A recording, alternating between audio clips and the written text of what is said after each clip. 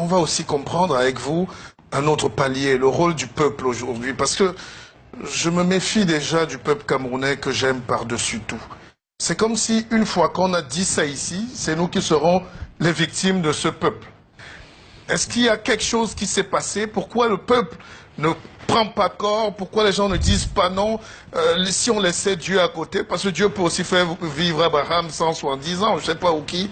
Mais le régime peut aussi perdurer si les gens continuent à croire qu'ils ne sont pas concernés, rester à sa fenêtre et voir le changement de Bissok passer par la rue ou de Guy Parfait Songhai.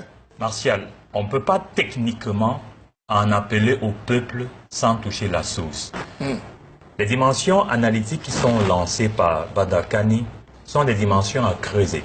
Je vais partir maintenant sur la personne du chef de l'État, pour que l'on voit les nuances. Quand vous voyez l'esprit des indépendances, il est bien écrit, il vous suffit de voir les mémoires de Focard. Cette émission est historique, entre guillemets, parce que je sens qu'on est en train d'aller loin dans l'analyse. Allez-y. Il était écrit, et Focard l'a dit, puisqu'ils veulent l'indépendance, on va leur donner des gouverneurs noirs. C'est-à-dire qu'on choisit un noir, c'est écrit noir sur blanc. On choisit un noir qu'on va appeler président, qui remplace le gouverneur blanc qui était là. Interprétation, Ahidjo était un gouverneur noir, Biya est un gouverneur noir. C'est un fait, d'un point de vue de l'analyse. Maintenant, la personne de son Excellence Biabi Vondor, Paul Barthélemy, a été choisie pour gouverner le Cameroun pour les tares et les retards qu'on savait déjà sur sa personne. C'est une personne qui a été façonnée depuis le système français, moulée pour obéir. Il a fait 20 ans d'administration. Les gens qui veulent critiquer souvent M. Biya oublient qu'il a fait 20 ans d'administration au sommet de l'État, avant de devenir président de la République. Et donc, vous voulez le dédouaner? Non, je suis en train d'expliquer, je suis un analyste. Okay. Je suis en train d'expliquer qu'on a observé la docilité du personnage et les deux chefs qu'il a eu du ministère de l'Éducation à la présidence de la République ont fait deux rapports identiques sur lui. L'un a écrit inapte à la prise de décision, l'autre incompétent dans la prise de décision. Bien, d'un point de vue managérial, on savait, la France savait, que Maître Biabi Vondor Paul Barthélemy comme chef de l'État fait choisir une personne qui ferait comme expertise en management, le management laissé faire. Il n'avait pas la posture mentale, psychologique d'un chef. On est dans l'analyse. Donc à partir de ce moment, tout ce qui s'est passé, partant du coup d'État en 84, allait parfaitement en harmonie avec leurs prévisions. Il a été déstabilisé dans le peu d'autonomie décisionnelle qu'il avait en pensant tout simplement qu'il lui faut défendre désormais son poste. Ça veut dire que quoi? M. Biya a développé une seule expertise en 34 ans de pouvoir, c'est comment rester là.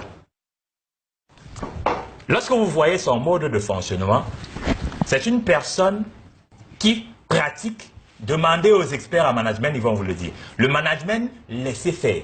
La seule chose où il ne laisse pas faire, c'est tout mécanisme qui représente de près ou de loin un danger pour sa position de pouvoir. Et le peuple dans tout ça, docteur? À cause de cette façon, il faut comprendre l'enchaînement. On est en pleine ingénierie institutionnelle. À cause de ce mécanisme que lui, il a développé, de sa façon de gouverner, les micro-entités systémiques autour de lui ont compris qu'il règne, qu'il ne gouverne pas. Et elles ont pris le pouvoir autour de lui. Dans ces mécanismes de prise de pouvoir autour de M. Biya, ils sont entrés d'abord parce qu'ils comprennent ça, tout est spirituel. Le pouvoir s'acquiert d'abord de façon spirituelle. Et là, on est dans le domaine ésotérique, c'est-à-dire le domaine du diable. Ils ont engagé un certain nombre de mécanismes depuis la dimension ésotérique pour anéantir le peuple. Ça, c'est la première étape où ils ont travaillé. Deuxième étape, tuer toute forme d'émergence en veillant à ce que jamais personne ne lève la tête. Ils ont institué la peur. Parce que vous vouliez comprendre, voilà les éléments qui ont été utilisés. On a institué la peur en faisant de nos résistants des maquisards. Ce qui fait que les enfants, quand on leur parle de leurs grands-parents, ils ne savent pas que leurs grands-parents étaient de véritables héros. Ils pensent que leurs grands-parents étaient des bandits. C'est comme ça qu'on a fait croire à tout un peuple comme le peuple bamileke que l'UPC était un parti de Bassara, alors que plus de 500 000 Bamilekins ont été tués dans la lutte contre eux. Parce que pendant qu'on fêtait l'indépendance, les véritables indépendantistes étaient massacrés. D'abord, la peur a été utilisée comme instrument d'anéantissement de toute forme d'émergence.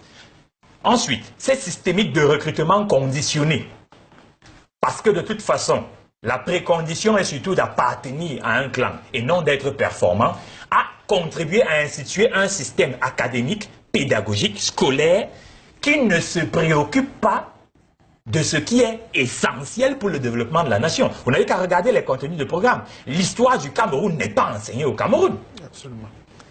C'est comme ça aussi qu'on a réussi à intégrer autre chose, la division à travers le tribalisme. C'est l'une des plus grosses sottises qu'on a mises dans l'esprit des gens. Enseigner par exemple que le Cameroun a 250 langues ou je ne sais pas quoi, ça n'a pas de sens.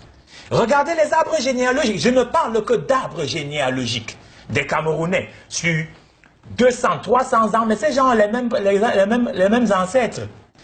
Quand on dit par exemple, j'aime le peuple de l'Ouest parce qu'il est symptomatique de ce mensonge scandaleux qui a été propagé. Les Bamileke, on les appelle tous Bamileke. Ça veut dire quoi Bamileke? Ça n'a aucun sens scientifique ce truc. Pourquoi est-ce que le Bamoun, quand il parle, le Tchang ne le comprend pas? On dit qu'ils sont tous Bamileke. Qu'est-ce que le Fondjombe Kouet fait avec les noms de Bassa? Pourquoi le Baganté a les noms des Bétis? Pourquoi on n'a pas remonté les chaînes pour qu'on comprenne les vraies sources de ces choses? Pourquoi est-ce qu'ils appellent les choses de la même façon? La tête, monter en haut, descendre en bas, etc. Regardez dans toutes les langues, même si vous êtes de l'ouest, du sud, de l'est, du centre, du littoral, nous parlons la même langue, mais personne n'a enseigné ça à l'école.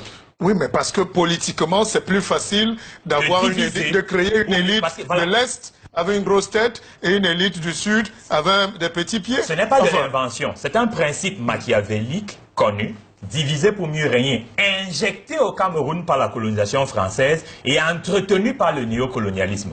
Parce qu'il faut répondre à vos questions. Permettez que je Allons-y, finisse. oui. 30 secondes qui est parfait. La population a été manipulée à des niveaux on ne peut même pas le soupçonner. Au point où même quand les gens ont la lucidité de constater qu'il y a des dysfonctionnements, ils n'ont même pas la densité, l'épaisseur nécessaire pour réaliser ce qui leur arrive. Pourquoi? Et c'est un principe que je voulais dire. Il a dit, certains n'ont pas compris jusqu'à quel point c'était vrai, Bandakan il a dit, ils ont appris à tuer les enfants avant même leur naissance. Ils l'ont fait au niveau ésotérique, ils l'ont fait au niveau pédagogique, ils l'ont fait au niveau politique, ils l'ont fait au niveau économique. Pourquoi? Et c'est peut-être ça que certains ne voient pas. Créer la misère est l'une des meilleures manières de soumettre un peuple. Justement, alors Samuel Zoké.